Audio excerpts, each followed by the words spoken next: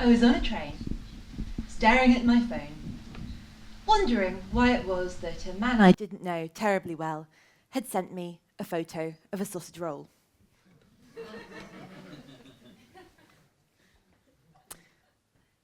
The image was slightly out of focus, and I brought it up to my face for a better look. After all, pork and pastry products are my two big loves. Could he be the third? Was he the one? At 26, was I to be rescued from the endless hell of speed dating, swiping left, being set up with other people's strange, sweaty friends, and getting emails from my mum with links to articles explaining how, once I turned 30, my womb would have the consistency and fecundity of burnt toast. Pasted under the words, "Just something to think about, darling. By the way, saw that Emily you went to school with. She's pregnant with her second now." I was lost in a lovely daydream about being rescued from my terrible love life when, as it sounds like some of you guessed, I got a better look and realised it was not a sausage roll at all. If you're still struggling, I'll put it like this. If it was on offer on a plate at a corporate buffet, you would not feel comfortable offering it to your boss. Now, pretty much every woman I know has been on the receiving end of such a message. Sometimes I wonder whether men just struggle to find the aubergine emoji on their keyboards, and it's a bit more convenient, close to home. It's like targeted advertising. You know, you've been having a lovely cerebral chat with someone, enjoying their brain, and then they say, "That concludes the first part of the conversation. Now, a word from our sexy sponsors." I started to feel sad about the lack of romance in my life. I started to think how if all the men who'd ever sent me similar photos had sent me flowers, I could actually use the vases in my flat instead of employing them as a hiding place for my scary, unopened bank statements and credit card bills. And just when I thought I couldn't sink any lower, my phone rang, and the fleshy, winking eye was replaced with the gorgeous, glowing face of my little sister. "Daisy, I have some news. I wanted you to be the first to know. I'm getting married."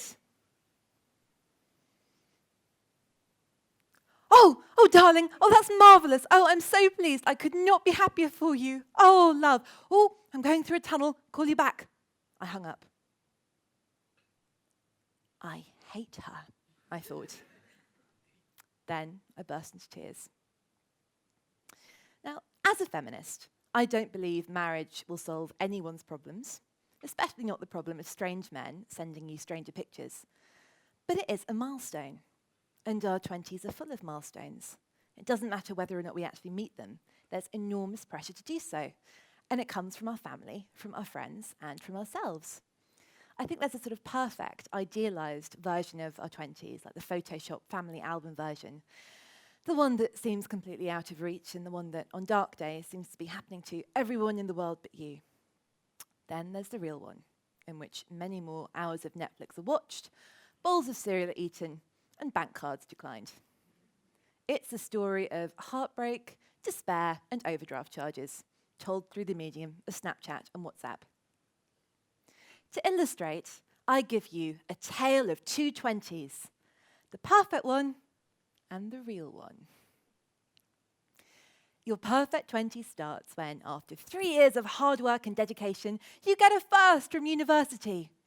Your proud parents are so elated they have your certificate framed, and they put it on the mantelpiece in front of their own wedding photo. Your real 20s begins when, after 3 weeks of panic, sleeplessness, and hours on the loo, because you're now addicted to Pro Plus, you just about scrape a 2-1. You're so surprised and delighted that you forget to hire a mortarboard, and you have to borrow one on the day that's 4 sizes bigger than your head. You look hungover in all the photos. In your perfect 20s, you get hired for the first graduate job you apply for on a salary of £40,000 a year with a company Audi. In your real 20s, you apply for 8 different entry-level jobs a day, only to be told you don't have enough experience for any of them. Eventually, you do get hired as something with a very, very long title which ends in the word intern. after a few years of your perfect 20s, it's time for your wedding. You have a gorgeous, intimate ceremony somewhere stunning in the Cotswolds. Your just married Instagram kiss picture gets 87 likes. In your real 20s, your friends steal your phone in the pub and set you up on a Tinder date with someone who looks like the King of Night from Game of Thrones. You later discover they dress that way deliberately. In your perfect 20s, you get a big bonus that allows you to put down a deposit on your first house. In your real 20s, you're more likely to get a phone call from your landlord to say, terribly sorry, but selling the house, you've got to be out in 2 weeks. Sometimes this is when you're in a meeting with your line manager talking about redundancy. So basically, it's all about compare and despair. You know, we all feel trapped, I think, that everyone else is having a perfect time. And the future seems out of our reach. All the things we thought would be so easy for us to find, like a career, a home, a family, the Kodak moments, or at least the Facebook moments we believe would make up our 20s, just seem impossible to grasp at. It's not fair. Millennials, those of us aged between 20 and 35, are always accused of being immature kidults.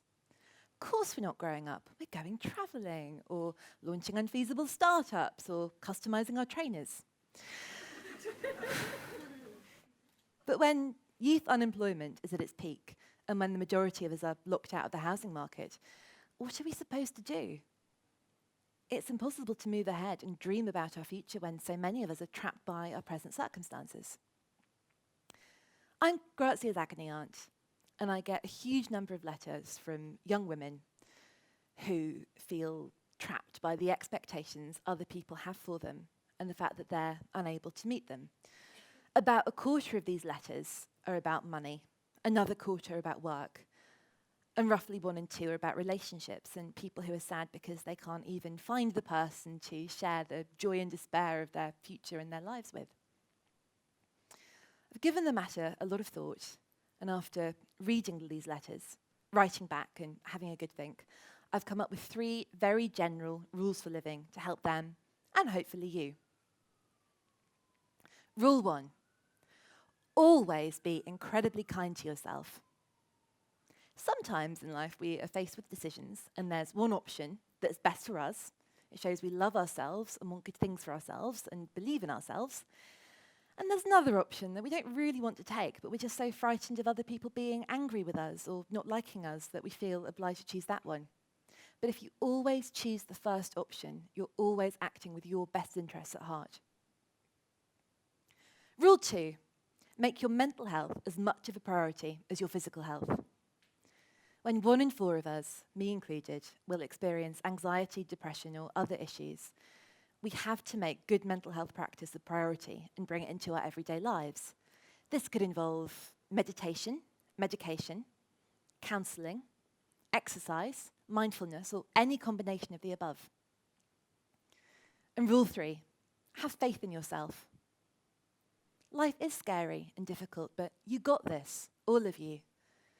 It's the difficulties that help define our identity. And as you travel through your 20s, the clearer your idea of who you are becomes. And when you start knowing yourself, you stop feeling the need to compare yourself with other people and find yourself lacking because you're awesome. So, to sum up, be kind, protect your mind, and you won't get left behind. Having a difficult 20s made me who I am. It doesn't mean I'm set for a perfect 30s. My future is still unknown. But I do know that whatever happens, I've got the skills, resilience, and the ability to persevere that I need to take the future on. So if you're struggling through your 20s, or at any point, please don't worry.